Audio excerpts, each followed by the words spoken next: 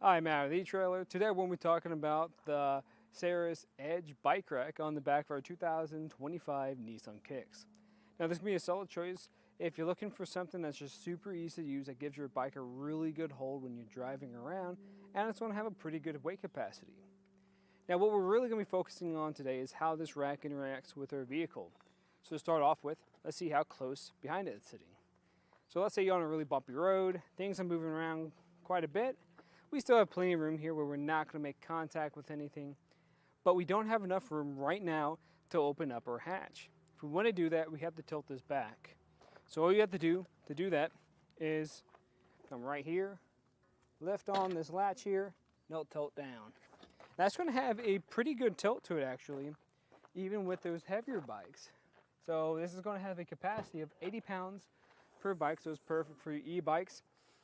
And in this position, you can reach back here, so grab any groceries you might need, sit down, tie your shoes, and grab your helmet so you can get ready for your ride.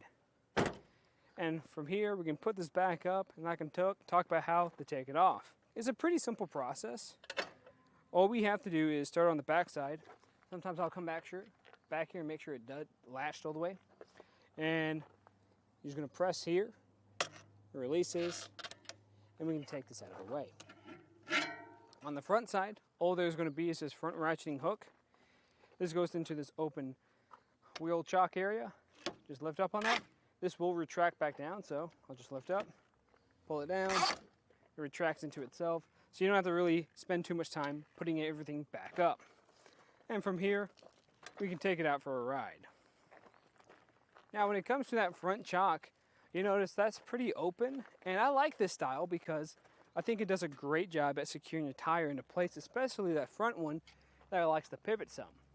And with that back chock, this is going to actually slide up and down on the tray to accommodate a wider range of wheelbases. So from here, let's get a couple measurements. The first one I want to get is going to be the ground clearance. And this is going to be sitting at about 17 inches. So if you have some heavier bikes back here, that might drop it down to maybe close to 15. So watch out if you're going up any steep inclines like a driveway, a parking lot, or a steep hill so you don't bottom out. Now for the next measurement I'm going to get, this is going to be from the back bumper. That's going to be about 34 inches. So that's a little bit longer than some other two bike carriers I've seen out there. But that's going to be partly because we have this handle that's pretty easy to grab. So just watch out if you're in a tight space like a parking spot or garage. We can save more space though if we don't have any bikes on here at the moment. All I have to do is press on that handle and push up.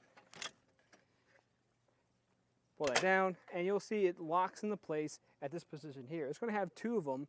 This is more so if you have any tires on the back of your vehicle. Right now we don't, so we can even push it up one more time to this location here.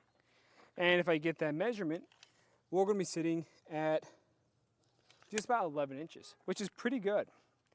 Now we are going to block a few things. So our license plate is mostly going to be obstructed, and so will our backup camera.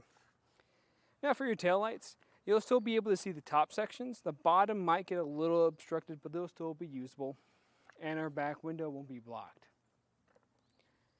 Now the way this is going to install is, if you notice on the back of here, we have this knob, and this is going to be a hand knob that acts as an anti-rattle device.